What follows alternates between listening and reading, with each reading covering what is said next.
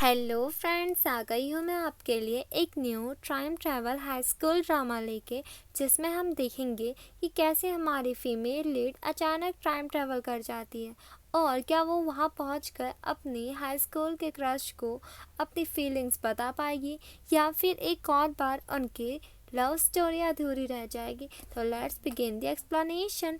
Starting में हम हमारी फीमेल लीड जोंगशाओ को देखते हैं, जो कि कह रही होती है कि क्या होगा अगर आप 27 की हो पर आप 17 का महसूस करें। सीन शिफ्ट होता है प्रेजेंट में सोंगशियो पर, जो कि कल अपने इतने सालों के रियूनियन पार्टी की बात कर रही होती है, जिसमें उसके हाई स्कूल के सभी फ्रेंड्स आने वाले थे और वो खुश नहीं थी क्योंकि वहाँ उसका क्रश भी आने वाला था, जिसे वो अपने स्कूल टाइम पर पसंद किया करती थी पर कभी अपनी फीलिंग्स पता नहीं पाई। फिर घर आकर वो अपने कैमरा में वही रिकॉर्डिंग देखने लग जाती है जो वो छुप छुप कर बनाया करती थी। पार्टी का दिन आ जाता है और जहाँ एक लड़की उससे पूछती है कि वॉशरूम कहाँ है, फिर उसे ही अपनी वाइन की ग्लास देकर चले जाती है। पास ही में देखने पर पता चलता है कि जोंगशियाओ की ड्रेस सेम वहाँ की वेट्रेस की ड्रेस जैसी है। वो बहुत ज़्यादा एम्बेरस हो जाती है। बाद में वो ड्रेस चेंज करने गई होती है वॉशरूम पर कुछ लड़कियाँ को बात करते हुए सुनने लग जाती है, जिसमें वो उसके क्रश की बात कर रही होती है कि वो कितना ज़्यादा हैंडसम है, उसकी कोई गर्लफ्रेंड तो होगी ना। सॉन्ग शायद सुनकर बहुत ज़्यादा सैड हो जाती है और चुपचाप वहाँ से चले जाती है। जब वो अपनी मदर को कॉल करती है कि मैं घर आ रही हूँ, जबकि उसकी गर्लफ्रेंड है तो सही नहीं होगा उसे ये कैमरा देना।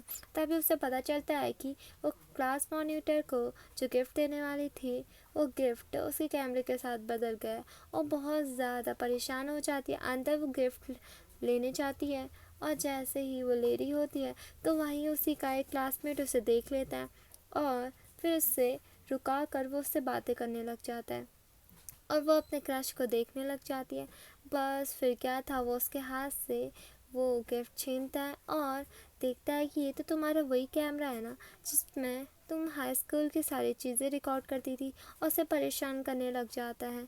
और उस कैमरा में तो सिर्फ शुयांग की ही सारी वीडियोस थी, तो वो बहुत ज़्यादा डर जाती है और जैसे उसे छीन रही होती है तभी सीन शिफ्ट होता है और वो अपने हाई स्कूल में पहुंच जाती है। सॉन्ग शाओ कंफ्यूज थी कि ये सपना है क्या रियल, और फिर वो कहती है कि अगर ये सपना हुआ तो मैं ये रिग्रेट करूँगी कि इस सपने में मैं ये चीज़ नहीं कर पाई।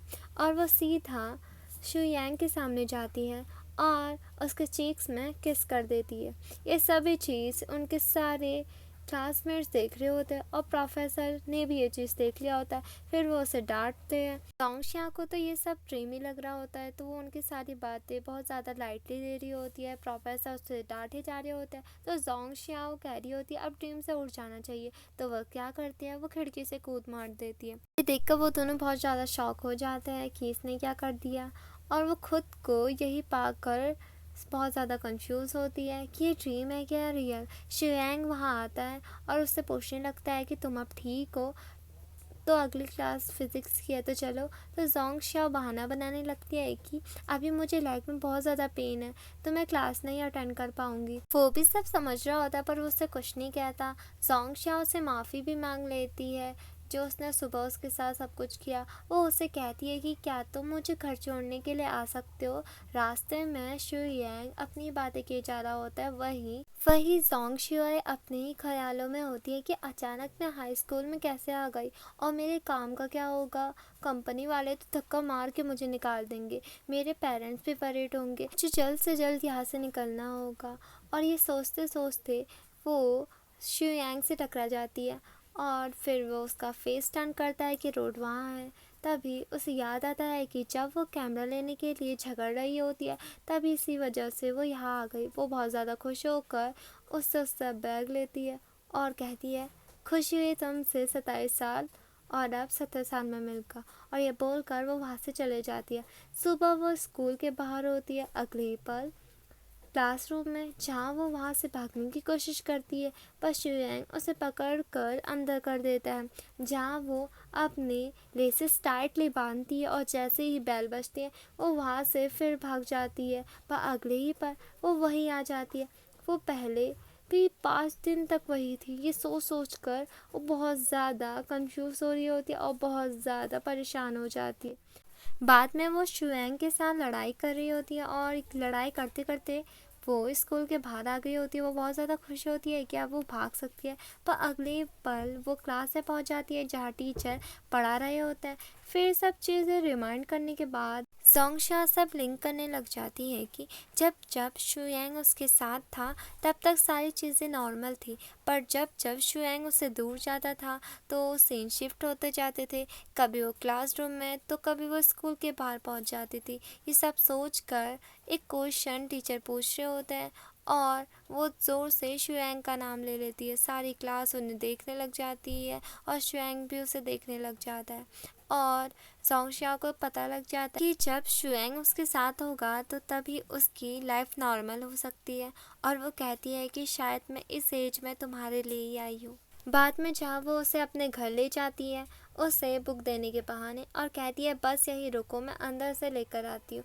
जहाँ वो ड्रॉर से अपना कैमरा निकाल लेती है और उसे पकड़ कर सोचती है कि जोंगशा तो अभी यही है तो मैं रियल वर्ल्ड में जा सकती हूँ। तो वो 1 2 3 गिनने लग जाती है पर कुछ नहीं होता और वो अब भी वही थी। इस सोच को बहुत ज़्यादा कंफ्यूज हो रही होती है कि अब तो शुएंग भी यही है तो मैं टेलीपोर्ट कैसे नहीं हो रही हूँ।